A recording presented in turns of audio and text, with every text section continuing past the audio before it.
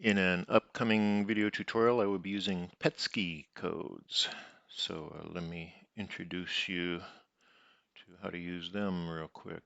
You may recall in the past we used the Commodore screen codes in various values associated with symbols, and I mentioned that there's a second set of symbols. These are your standard 0 to 128 ASCII codes.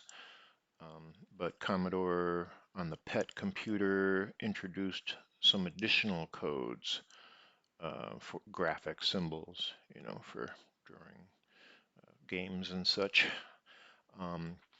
And this is a real handy reference. I recommend bookmarking this address for later reference.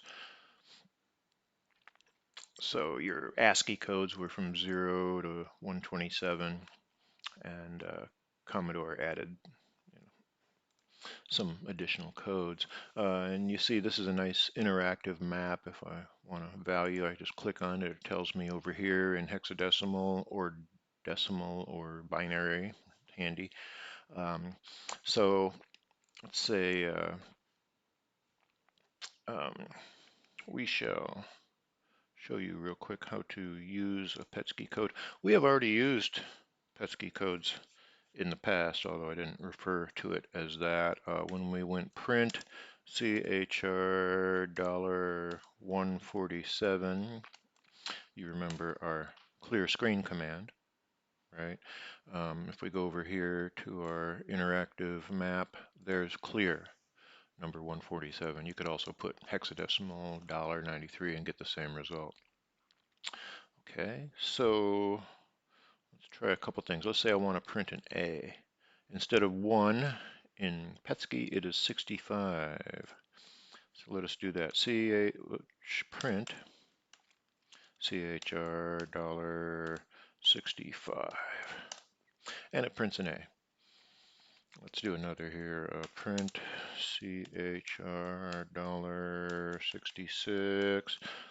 There's our B. Observe that it is printing at the command prompt, the little blinky cursor here.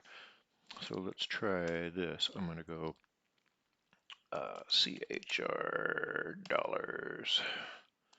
$67, CHR $68. And you see it prints them consecutively. So it'll keep printing at the carriage one after another, as opposed to in the earlier examples where we were printing at a specific spot on the screen. All right, let's go over to CBM. We will do the same thing in assembly. Create a new file, Petscii. There we go. All right, and we want to tell the IDE where we're going to start in memory, 2064. Let me go up one and put in the cheat codes. There we go. Good to start. So to do clear screen, you may recall, was JSR 58692, 58692. Jump to subroutine, which is built into the Commodore 64 hardware or the emulator software. Let me go down. So now let's print that A. That is load into the accumulator in immediate mode, the value 65. Okay, and now this time, instead of storing it, the accumulator value, we're going to run another subroutine built into the computer, and that is 65490. 65490. Sorry, a dog bit my right hand. So now I must program left-handed. Let's go ahead and tell the computer to return back to basic when it's done. Go ahead and run that.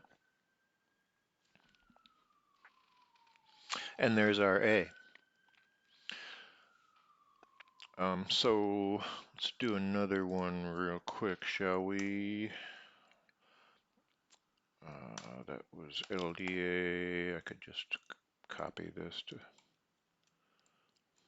and paste that. Let's put a 66 there, like that.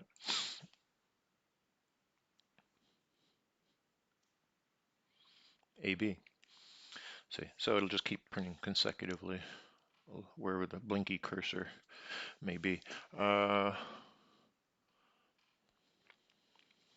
So now, as you note from the Petscii reference, there's also some command codes in there that tell the computer to do various things. Turn on reverse mode, uh, home, delete, disable the shift key for whatever reason. And let's see, there's our clear code, see, 147, which we've already used. So I could also like make this, change the color of the character here. 028, let's give that a run, shall we? So this time I'm going to put the command before the text. This will be LDA, what did I say, 28, right? And we will put that at the same subroutine location, like so. And run that.